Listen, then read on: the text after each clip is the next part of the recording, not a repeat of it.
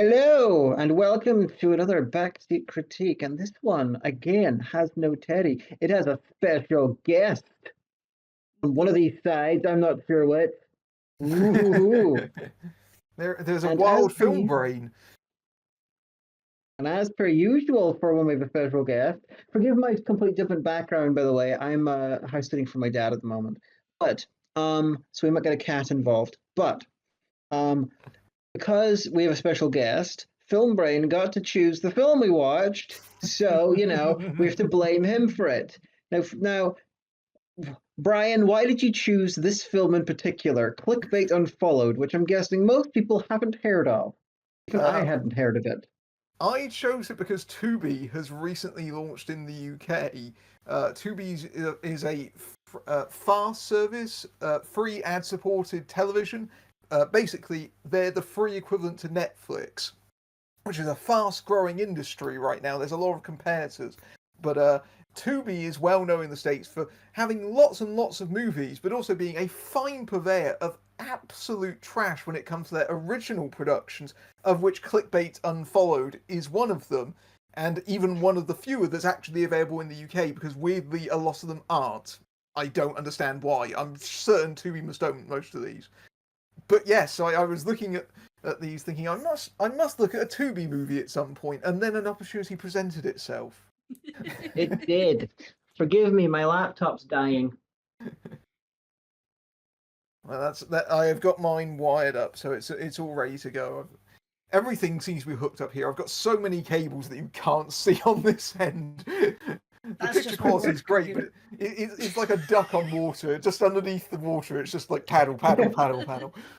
Someone asked me what that is. That is my work computer. I do a lot of work from home, so I pull that over to my desk to do my. So ignore that. Someone asked me what the hell it was. That's what it is. But anyway, But so but Clickbait Unfollowed is well, there's several different ways you could describe it, but what I'm going with is Squid Game by Charlie Brooker, but made by someone who's much stupider and possibly drug addled. Well, funny yeah, you should mention that. The people that directed this, they're actually in the movie. They're playing the villains. So shall. So really. Okay. the two ladies that played the villains in this movie are the film's directors, and it turns out they are co-stars on the show Winona Earp. I didn't realise this when I picked the movie, but it's the two cast members from Winona Earp, and they made their own movie, which by sheer coincidence, Winona Earp, the movie finale, has just landed on Tubi in America. So it has that connection right there. There's another Tubi connection. So There we go. I wouldn't have guessed they were directors because they were actually some of the better actors in there, especially the one with the glasses. I can't remember what the character's name was, but she did a really convincing lunatic. I loved her.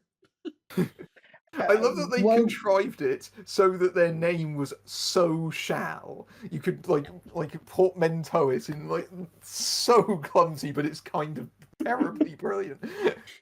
it very much is the sort of modern equivalent of the sort of at the time not well thought of cult movie from the 80s, which gets a following later on, decades later, something like Trick or Treat or Terror Vision, that kind of thing. I think. Mm. Rocky Horror was your It just plan. occurs to me that the chances possibly no one's heard of Terror Vision or Trick or Treat, but I am you almost should. certain have heard of Trick or Treat, and they've definitely heard of Terrorvision. So I think you're fine on that Good. front. More people have heard of those than have probably heard of Clickbait Unfollowed. Give it a couple of decades. But yeah, this is now where we're going to start talking in spoilers. So if you haven't seen it, you should probably see it and you first. and you Otherwise, want to see not our it. fault. Yes, You do get some moderate amusement working out, who's going to die and when. we should probably mention what the plot is very quickly. Exactly why I So gave a Yes. spoiler warning. The plot, in very, very quick summary, is that a group of influencers are invited to a mansion and have to compete against each other. But it turns out the stakes are that when one of them is eliminated, they die. What They a do. Yeah, they very much die. There's a unboxing kid and his overbearing mother. There is a fitness influencer. There is a marketing influencer. There is a makeup tutorial influencer, and then there's I, White I girl think it's yoga. like a cute influencer, like Amy or Mimi, as her character Oh. is. Like she has a character. I think her brand is that she's a character influencer. It's Sketch not artist. very clear. Yeah. You also possibly just Sketch their artisty. version of a nerd influencer. Yeah. Well, she And kind of spends much of the movie talking about like, no, I have to be my character Mimi because her name is Amy. But the only thing that we see of her that's actually in character is the very brief moments in the chat. I think like the little blurb video where we see her kind of doing this kind of weird talking to a phone screen, and it has a little squeaky voice for some reason, and that's the only time we actually Yeah. see her in character. Yeah. yeah, with stuff like Zara mentioned something when we were watching the film that he felt like it was missing like 15 minutes. That might yeah, have been something that they were planning to keep doing with her like talking to her character in reflections, because there's a few times where she just kind of stared at a window or a reflective surface, but nothing happened. So yeah. I'm thinking that might have been dropped, which is why he had the line of "Well, just be yourself." It's it. You also get the feeling that it's a film where they've created all these characters who have all these particular things about them, and they chat about them and stuff like that, and you got like little clips on their videos. But because they're not real and we're not privy to all of that, they're not giving us enough of an audience, to have full context for it. Um, Kind of like I got the feeling that this would work better if they used actual influencers in it. But yeah, to get famous ones, it would be prohibitively expensive. Oh, yeah. Um, They I, also have I also incredible egos, like really phenomenal egos. I also think this could have worked as like a Channel Awesome movie if things had gone very different. Get have it so people are playing themselves, but also their characters. If the site was capable of more cleverness than it unfortunately was, it could have really worked. Funnily enough, I think there was something like this that was planned for the 10-year anniversary. From what I understand, I wasn't actually involved in it, but from my understanding is that it was going to be some sort of murder mystery kind of thing. So it actually would have been something like a Channel Awesome anniversary movie if they actually made it. I'd heard it was going to involve like an evil clown who kills people, and I was not involved, and so I quit out of irritation and protest. I probably would have quit once I realised that the part that they had clearly written for me, they'd given to Dom and just like find and replaced it, like literally the exact same role, which is massively demeaning to both me and Dom simultaneously. Because it's like that's a thankless job having to pick up like sloppy seconds written for someone else. And no, he's Dom and you're sub. It doesn't work.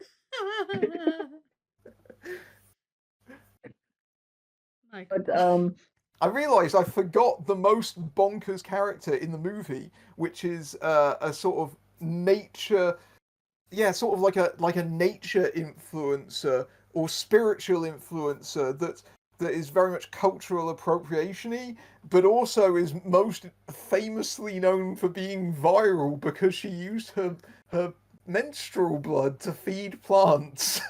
Which is insane. That was her introduction. I followed there's someone I followed on Twitter who got famous on Twitter for using their vaginal yeast to make bread. Oh So God, that sort of shit does happen. It's a sign that unfortunately the filmmakers do actually spend probably a little bit too much time online because a lot of this is a bit unnervingly plausible. I'm kind of thankful they didn't use influencers because the characters are already obnoxious, but they're meant to be kind of funny obnoxious because this is a horror comedy. They are. But I feel Yeah. like in the hands of actual influencers, they'd just be obnoxious. I mean, I've seen movies starring influencers. I saw Made in America with KSI and Casper Lee, and that movie was a pile of shit. It would have to be made very carefully with the right people, and it probably would go to shit. Like, each of them, There I were- believe, are just parodies, if not direct parodies of people of genres. Because Yes. the marketing influencer guy, he is very obviously a trope on Trump's scam tactics and the manosphere of Tate. Yeah, he's Yeah. clearly He is that guy. just that horrible thing. One of the first lines he says is, "Well, I'd like to grab her by the pigtails," because he's Pigtails. saying it in front of a 12-year-old. And he does several. The- He literally cries out fake news at one point as well. Yes. He does. He does. The Come here, say hello to the internet. there's something else going. Oh, kitty. That's Chi. Gee. She is the sister of my cat Mary, who, if he turns up, you will see. He's fluffy. Right before we started filming, I had to do something, and basically he leapt away and dragged my headphones off all at once. It was great. It would have been in the episode. That would have been fantastic. What's funny is But the I recently got a new chair, and in my old chair, she would just sit on the arm of the chair and wait for me to roll her back to the window so she could go outside. She's now scared of the arm of this chair, so she won't do that anymore. Anyway, off you, darling. aren't you?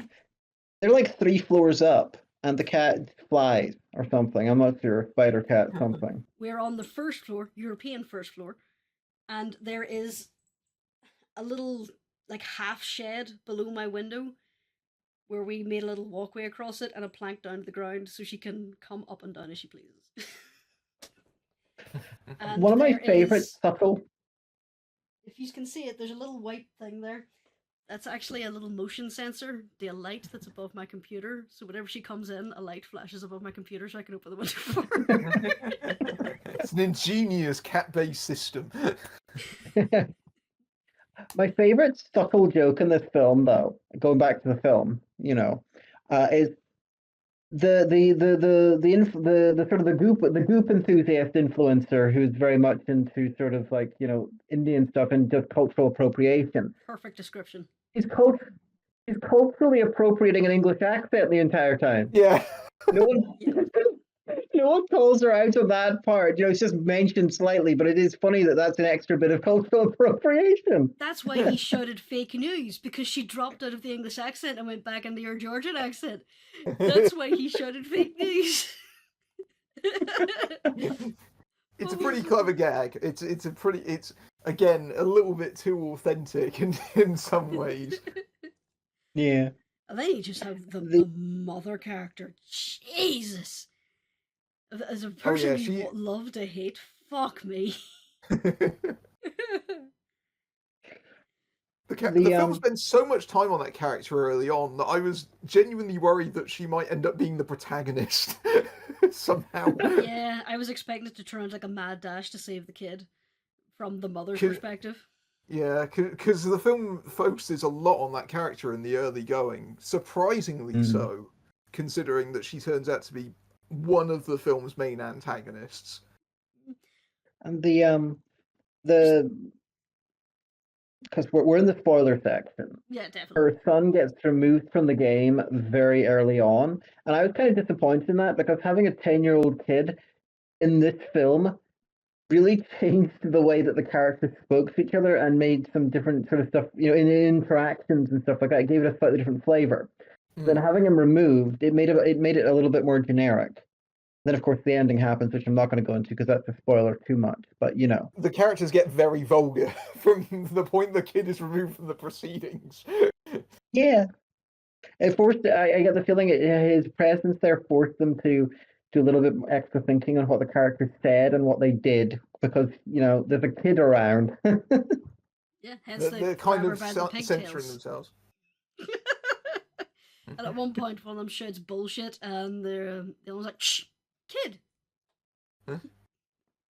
Yeah, I feel like the removal of the kid from the movie, it's very awkwardly handled. You can tell that they only had the kid for a limited amount of time. Like they had him for maybe 2-3 days of the shoot, and it's Yeah. but they didn't find a way of getting him out of the movie's plot in a way that didn't feel or didn't feel jarring or kind of felt more organic with what was happening in the story. It just sort of happens, and he's just sort of eliminated from the movie for a long chunk of it.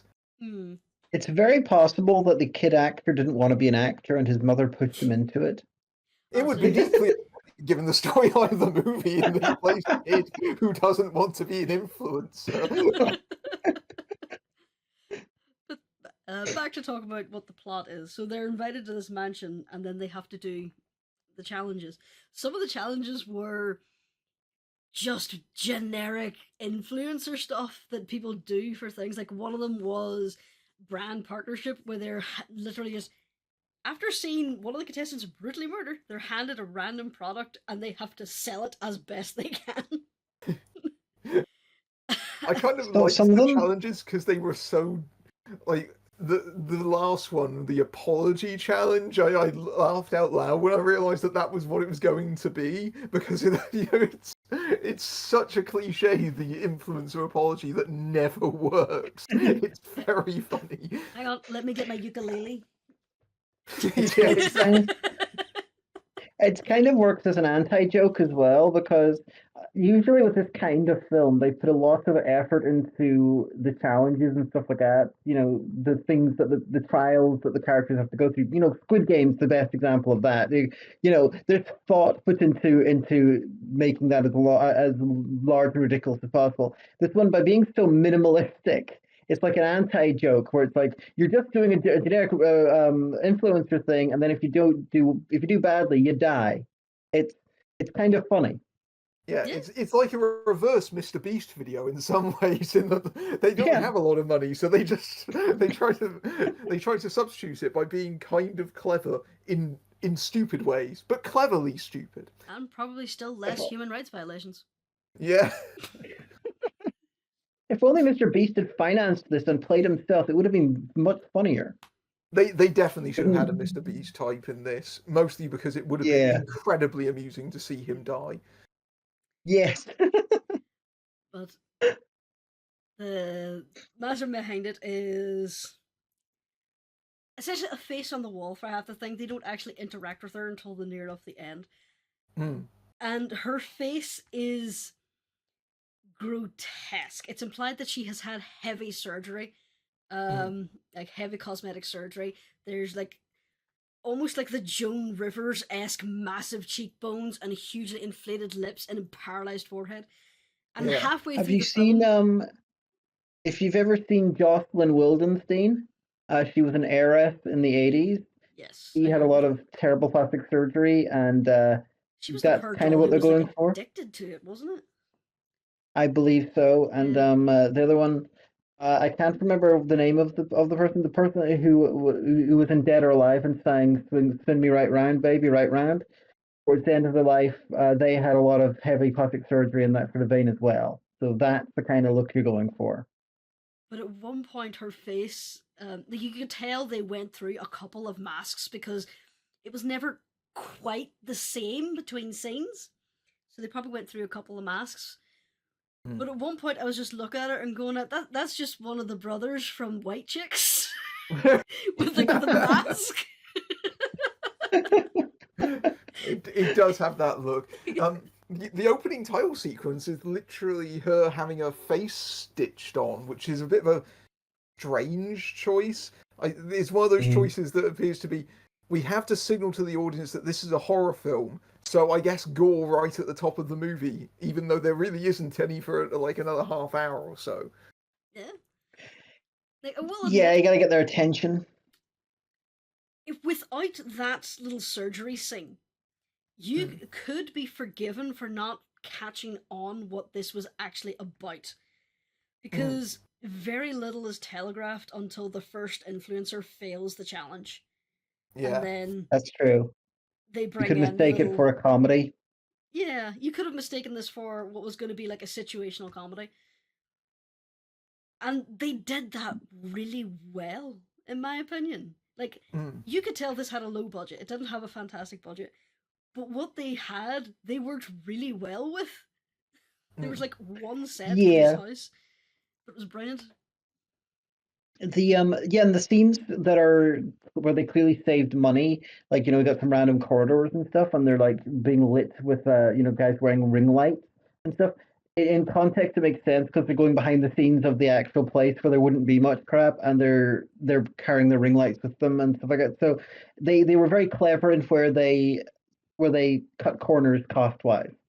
The filmmakers were clearly very, very happy that they found LED ring lights that were battery powered. Like they have Sony NPF batteries in them, so the actors can literally wear them over their heads, which is quite funny as a visual. Like I like the gag that she goes looking for a torch and she decides to just take one of the ring lights and wear it. It's very funny. Well, to be fair, if you could wear your light when you're gearing up to smash someone in the head with a plastic trophy. Yeah, because cheap LED lights, ring lights are everywhere, as you can see in this movie, because it's the one prop they definitely got more than one of. But most of mine are like USB powered, like the one that's literally lighting me right now on this side of my face. But no, they're ones they could literally move around, which was very, very useful for the filming, and definitely added the production value, all those LED lights being able to change colour. It was a much better setup than I had to do when I was doing deliveries at night. The strap on my headlamp broke, so I duct taped it to their forehead. It looked like she was using a very advanced clubbing setup, like those the sort of glow sticks that you wear around your neck. I gotta say, if I get a hold of one of those portable ring lights, I will totally film a review just wearing them around my neck. I mean, I've done a review where I was covered in Christmas lights and tinsel, and it's fun to play with aesthetics in that way. You did do a review where you had it around your neck for a while. I think it was for a couple of shots. Yeah, just a little bit, but yeah, recreate the Elfman look where I was just covered in Christmas lights, but with ring lights. That would be hilarious. A little bit expensive, but possibly worth it. Probably white out the screen, actually, knowing my luck. That elf, it was so hard to get you out of those lights. We used an entire Christmas tree worth on me. It was great.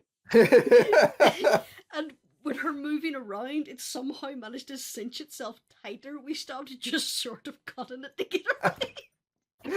Yeah, I can believe that with Christmas lights, especially when you're trying to take them down off of the tree. It's harder to get them off the tree than ever is getting them on, so I can believe that. We gotta do that again. It was so much fun. But again, drag us back to the film. You know me, I'm always a stickler for the sound design. There wasn't much in the way of music in this other than the stressful points, which makes sense because that's the only time the quote-unquote cameras are on, is when they're doing their little live streams and bits.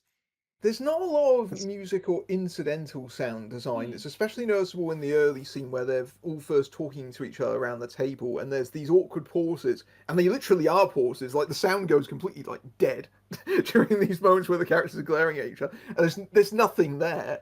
And that's one of those things that betrays they really did not have much budget for anything on this. But whether that was they could have used. Go ahead. They could have used some George. What do you call him from YouTube? The free music guy. Used some of his music as an extra in joke. Yeah, the more Kevin MacLeod tracks.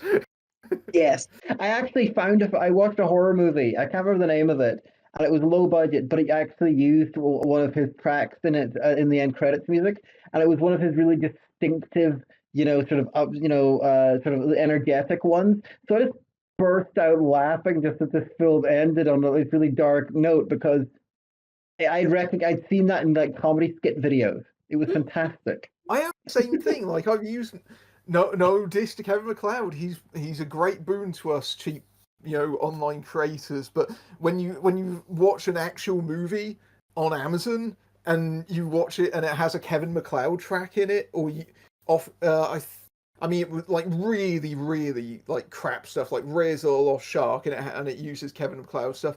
Instantly I love Raiders of the Lost Shark.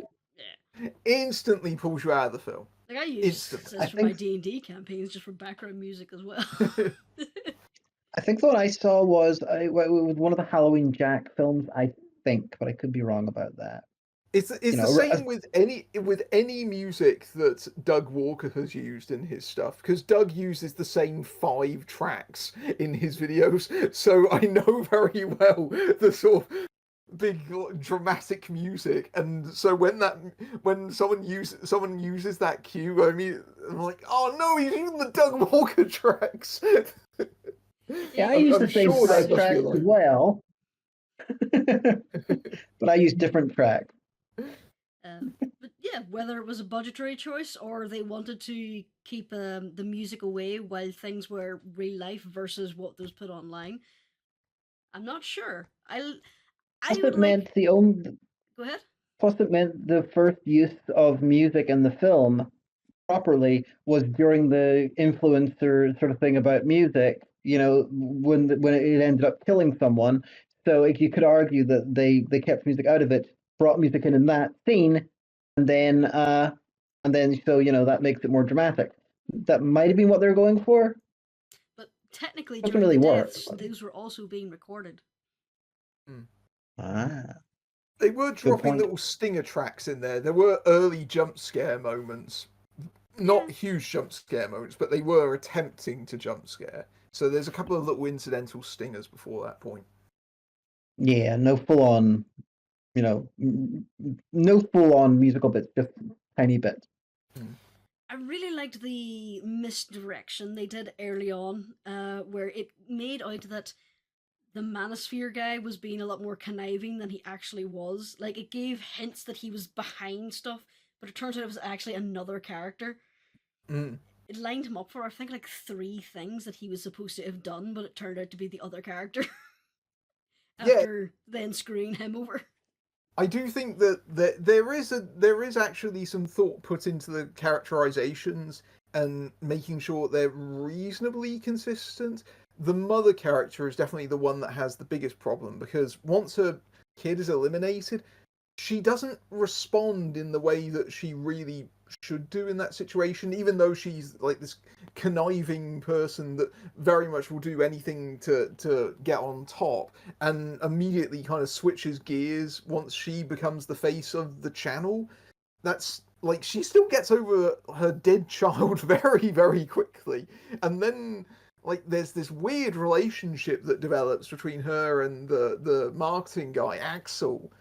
Oh, she just wanted Where a baby off him. Yeah, that Straight up comes out states of that. almost nowhere. I mean, there's a couple of lines where Axel kind of implies that he sleeps with anyone. Like, he keeps dropping all these misogynistic comments, but he says, "Oh, I sleep with anyone," and you don't really pay too much attention to it. And then suddenly that happens. You go, "Whoa, whoa, whoa, whoa, whoa!" I was not expecting the movie to go in that direction at all.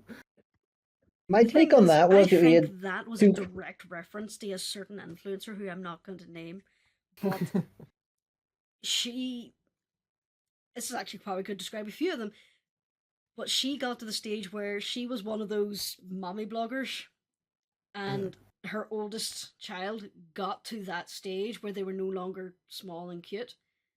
So they ended up basically getting pregnant intentionally, and then just basically neglected the older child for the baby. Oh God! So I think that was actually a direct reference to that. It wouldn't Okay. surprise me. Again, it seems very savvy. I mean, Yeah. the film drops a wiki feet reference in it. That's how you know the creators of this movie have spent far too much time online, because they are aware of the existence of wiki feet. I am aware of the existence of wiki feet, very unfortunately, but this is my job. It's like the only really The likable character is Peach. Yeah, I really liked Peach because he was the only I one was who was actually genuine. I think that's the point, early isn't on. it? Yeah. Yeah, early on, I really wanted Peach just to walk out and survive. Just, you got a chance to leave if you lose all your subscribers, and you can leave and walk out. And then I wanted Peach to do that, not get killed, and then just have someone to do the smart thing in the movie just as an extra joke. I thought that would have been really funny, and also it would have been a bit the bald lady in The Mist, who leaves at the start but somehow survives. But yeah, even as they did it though, I'm perfectly fine with them not doing that, because Peach was okay in the end. Oh yeah, he's definitely the most charismatic actor in the movie by far. Like, not to say that the performances are actually surprisingly strong in this. As I understand it, as far as Tubi originals go, this is one of the best ones. So make of that what you will. But yeah. Like, in general, I'm not usually a fan of these kind of films, but I actually enjoyed that. Yeah, it kind of scratched the itch for me in a Yeah. weird way, because it's pretty bad, but it's in a sort of fun and kind of knowing way. Like, we know this Yeah. is camp, and we're just kind of leaning into it. Yeah, the tone wise, one of the things I've been recently rewatching is the Canadian show Slasher, Mm. and it kind of reminded me of that on tone wise, and quality wise. So it's not terrible. It could be much worse, and it was perfectly amusing. Yeah, the actors did a really good job of convincing us. Nobody seemed out of place, if that makes sense. Mm. The The Manosphere guy steals a surprising amount of this movie just being a sheer asshole. Yeah, completely unintentionally. The dialogue is surprisingly organic, if that makes sense. Mm. Like, there are a number of conversations you could be like, yeah, that's an actual conversation where people kind of jumping over on top of each other, or they react appropriately to someone who's talking nearby.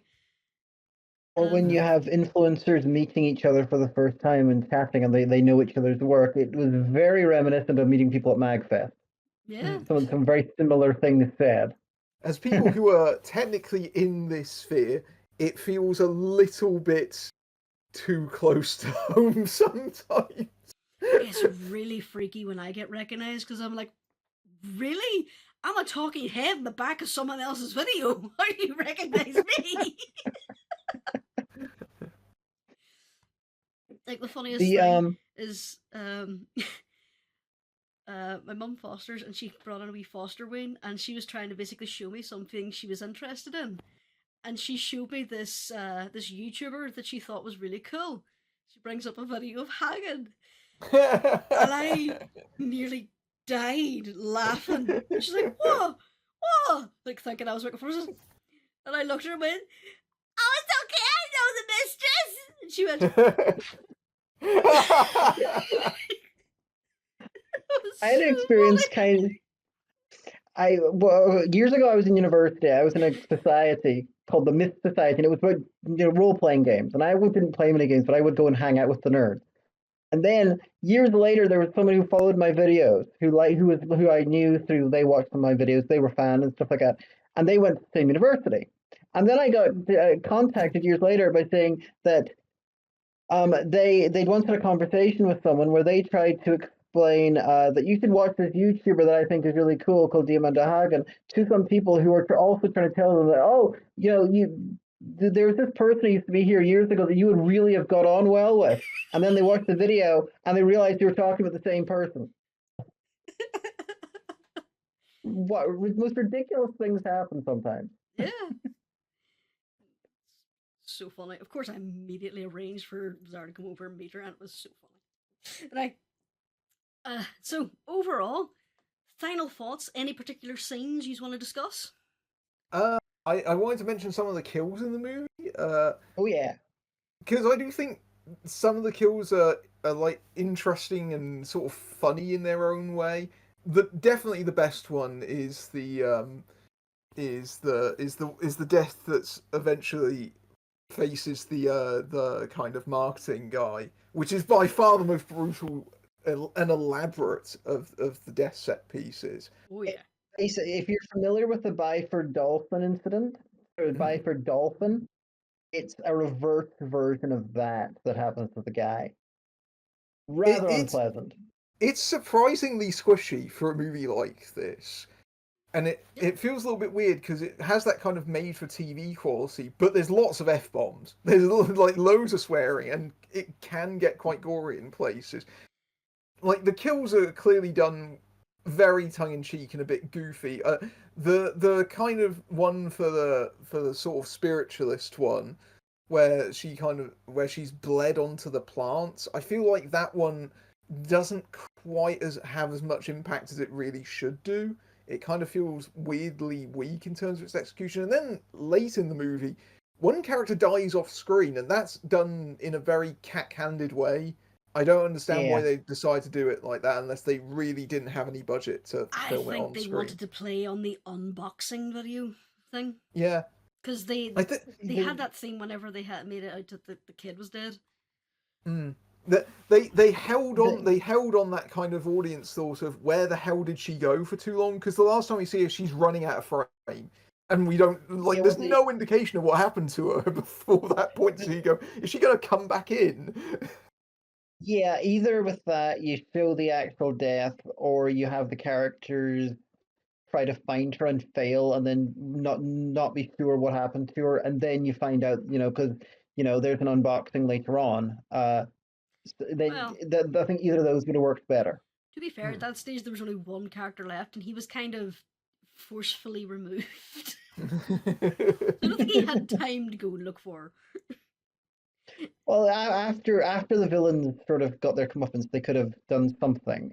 It was Filmbrain's description, cack-handed, was yeah, that was perfect. Yeah, it's just one of those things where if they just afforded a couple of extra seconds or something, like even just like an off-screen like scream would have clarified Yeah. what had happened at some point.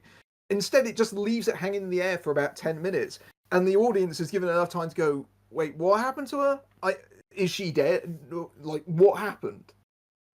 So all the killings were done sort of like thematically with the people, like the fitness guy. He dies because he can't. He's on a treadmill. It goes too fast for too long, and he flies off. That kind of thing.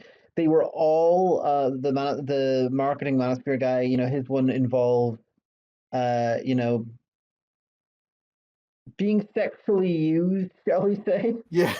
So you've got they come up with these little things that are connected to the people, except for like one or two cases where something else happens, like someone gets shot. That's a bit boring. Because seems There like was an the amusing terrible part in mother. that scene where the gun comes out of a random cupboard in that scene. Yeah. just like a random hole. Yeah, because at certain points they're live streaming the characters to basically record how many followers they get and the person who's last Yeah, dies.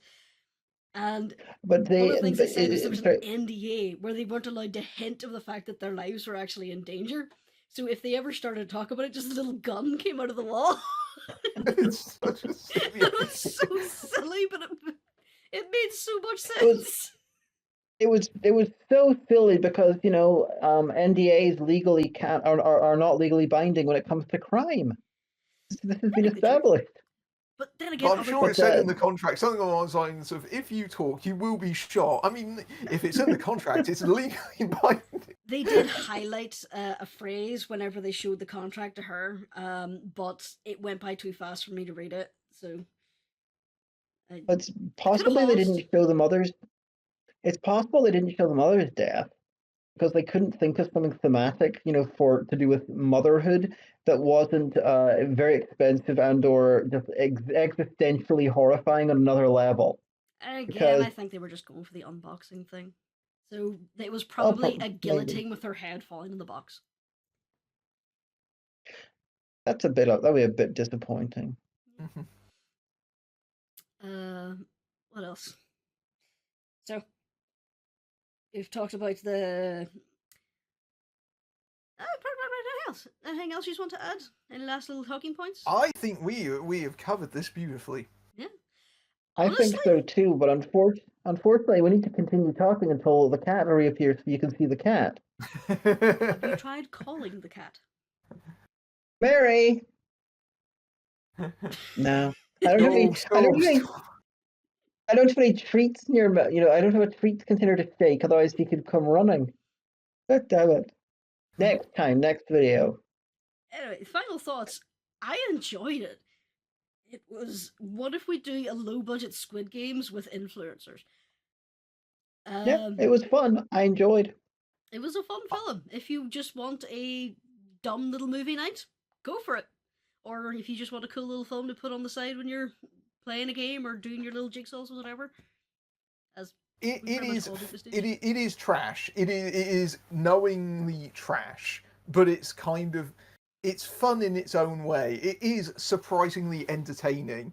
It does feel in some respects kind of like a throwback, and I think even with its budget limitations, it knows how to use it to its advantage. I mean, influencer horror has become effectively a subgenre all by itself. There's lots of movies that are about Oh, influencers like in danger. Deadstream.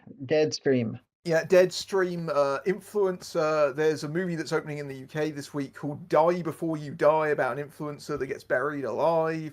Like, there's loads of these movies. Even Tubi itself was recommending them to me because at the end of the stream when I was watching it, it recommended something like For the Gram. So there's like a subgenre on Tubi of social media related thrillers and horrors. Like, I feel like it was a step short of outright satire. oh yeah, It towed the line, and I quite enjoyed it for that. It feels like kind of. Did you see Bodies, Bodies, Bodies? It kind of feels like that if it was like a hair Possibly. broader. No, I haven't seen it. Possibly. I've seen so many films. Sometimes they one of them kicks another one out of my brain. So maybe. That was an A24 one about I think like 18 months ago, like maybe even 2 years ago, where Oh, then probably not. Then they're all I in a tend to. house together, and the guy from Saturday Night Live who used to be in it, Pete Davidson, Lee Pace, the woman from Shiver Baby is in it. Like lots of people are in it, and they all start killing each other when they start turning on each other. It's kind of like that. They're not influencers in that movie, if I remember correctly, but it sort of has a very similar vibe. Aw, kitty, we managed to waffle long enough to get the kitty on screen. Justified. Come on, Mary. What are you doing? You on screen? Sit Fun down. fact: Minion Cat's sibling. Yep. See, Now we really really great. have ticked all the boxes here. Yep. Yeah. And watching the film like this really it made the cinematography so much better for me. Yeah, it is quite flat looking, but I can excuse the filmmakers for that. They again, sometimes good cinematography requires a budget. Yeah. They did well with what they had. But so that's our final thoughts. Yes. We'll do the usual things.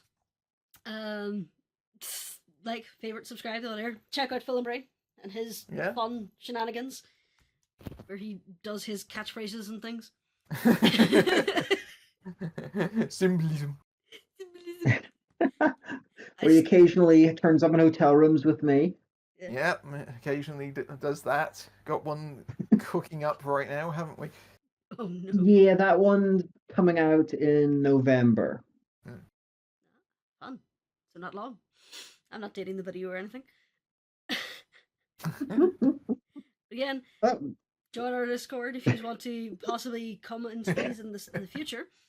So it's going to be a good night from me, a good night from our lovely guest, who may rejoin us at some point, depending on if schedules allow, or any other films he wants to inflict upon us, and a goodbye from the backside of a cat.